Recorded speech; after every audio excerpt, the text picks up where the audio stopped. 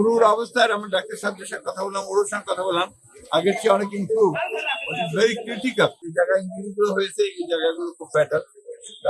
ব্রেইনেও injury হয়েছে এবং bleeding হয়েছে। সাহেবদের কাছে আলাপ করে আমার যা মনে হলো যে এখানে তারা চিকিৎসার কোনো ত্রুটি করেনি, সব ঠিকঠাক আছে।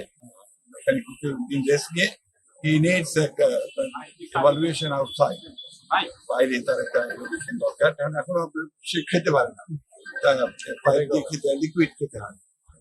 এর জন্য তার যে রিকভারিটা টাইম নিচ্ছে, সেগুলো হচ্ছে যে ফ্যাটালিটি।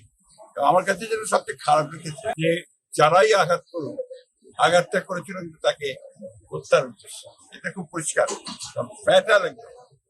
তো আমি জানি না যে এত কিছুর পরে এই সমস্ত অভ্যুত্থানের পরেও এখন যে ল এনফোর্সিং এজেন্সি আমাদের নেতাদের উপরে এভাবে আক্রমণ করে, সাধারণ মানুষকে তারা কি করে চিন্তা করে, এবং এটা আমি কোনো মতেই মেনে নিতে পারি না। আমি মনে করি এটা অতি দ্রুত যে বিচার দিয়েছেন চিফ অ্যাডভাইজার, সেটা শেষ করে তার ব্যবস্থা নেওয়া উচিত। আর নুরুর যেন আপনার বাইরে চিকিৎসার ব্যবস্থা করা হয়, সরকারের প্রতি আমি সরকারের প্রতি আহ্বান।